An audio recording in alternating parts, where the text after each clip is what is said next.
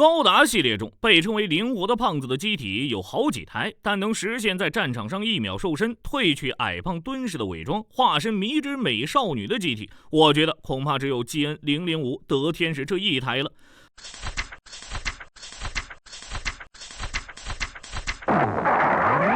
德天使是一款设想用于舰队战以及要塞攻略战的高达，因此它的体型比其他高达大了一圈，是个肌如其名的大胖子。拜这吨位所赐，它的运动性和机动性虽然不如其他高达，但作为交换，它可以利用凌驾于其他机体之上的粒子储量展开基恩立场，从而拥有了极高的防御力。不过在德天使的数据上，我们还可以看到天人材料学的魅力时刻。虽然德天使的纸面重量高达66.7吨，这个重量已经是某些 UC 以及 W 系高达的近10倍，但不必惊慌，这只是00世界观下 MS 普遍偏重而已。并且非常反直觉的是，就德天使这副掷地有声的体型，居然比联合的 Flag 还轻。寻常的联合旗帜式虽然乍一看4支仙气，但重量已经干到了67.1吨。之后各种改型更是反复增重，到了格拉哈姆专用的基恩 Flag 时，明明没有搭载什么额外武装，机体总重依旧直线上升，达到了74.2吨。至于人格连那些力大专飞的铁疙瘩，更是人均100吨王。相比之下，德天使虽然外表壮硕，但实际也只能算是虚胖。不过设定中倒也为此奇景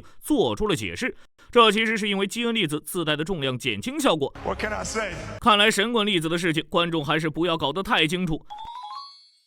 只是虽然重量方面算不上特别重，但从武器构成以及机体构造上来说，德天使对 MS 战能力较低仍是不争的事实。因此他经常与高机动性的主天使高达组成搭档行动，由队友帮忙吸引仇恨，此时德天使便可展开自己那些引以为傲的火炮了。这其中作为其主武器的基恩火箭炮，其威力足以一击消灭多架 MS 或整个军事基地。除了正常的手持发射外，通过直接连接胸部的太阳炉还能发挥出更强的威力。此外，炮管具有伸缩机构，通过滑动展开内部收纳的枪管，可以使用被称为爆发模式的最大出力形态。在剧中3国联合军事演习时，为了开辟撤退路线时发射的一击，直接在塔克拉玛干沙漠正中央轰出了一道巨大的沟壑。而在第1季中盘的战斗中，不知是否为了致敬当年元祖高达的最终决战形态，德天使也双手各持一把基恩火箭炮出击，可以说把火力过剩做到了极致。只不过实际双持带来的火力提升也并没有让德天使取得太大的优势，就是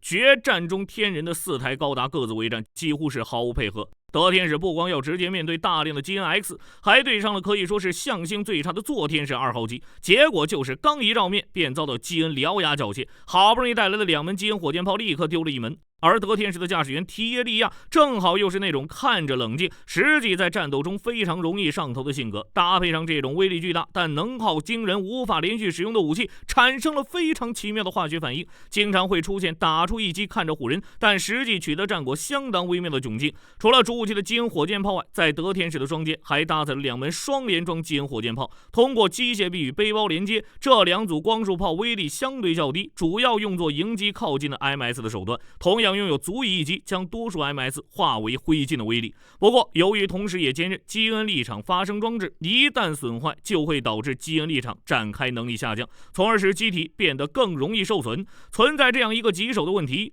至于最后的防身武器光束军刀嘛，德天使虽然也有搭载，但纵观全剧也仅使用过1次而已，在使用率方面比力天使的光束军刀还要低。尽管如此，在其后继机赤天使高达身上，不知为何光束军刀的装备数量反而增加了，大概每个炮兵骨子里都有着近战之魂吧。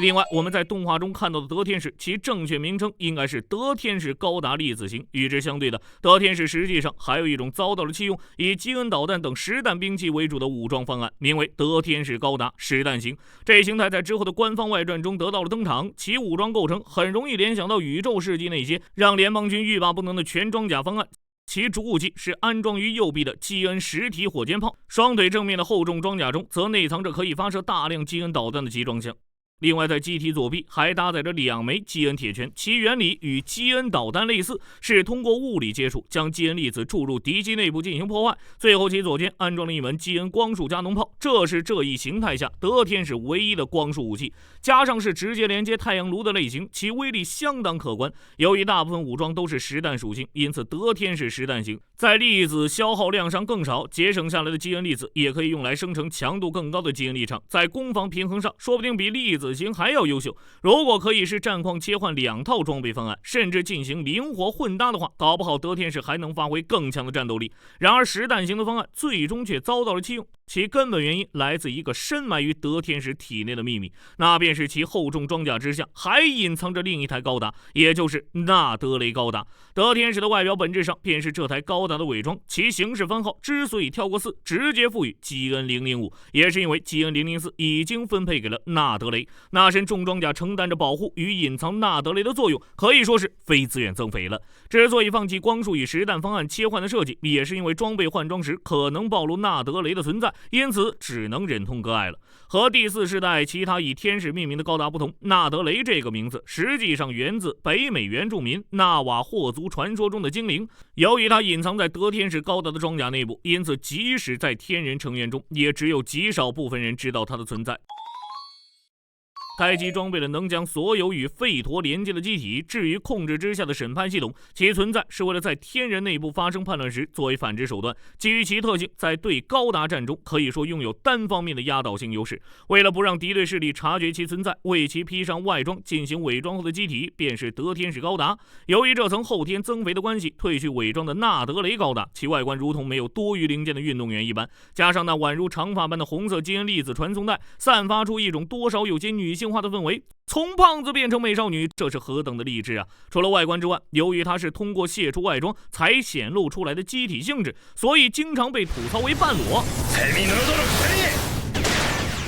与德天使或其他机体相比，它的基因电容器容量较小，所以无法展开基因立场，因此单体战斗能力较低。不过由于卸除了沉重的装甲，其运动性和机动性得到了提升，因此在对 MS 战中的能力反而提高了。由于其特殊性本来应该严密隐藏，但在人格连的高达捕获作战中暴露了其存在。后来为了阻止偏离天人理念的座天使3人组启动了审判系统，虽然暂时让座天使高达1号机、3号机陷入了宕机状态，但由于阿姆罗的介入，最终还是失去了这一优势。并且这一战也暴露出了纳德雷的一个问题，那就是审判立场虽然对高达有着极强的压制力，但效果范围却非常狭窄。因此在稍远处战斗的能天使以及座天使2号机并未受到影响，仍能继续活动。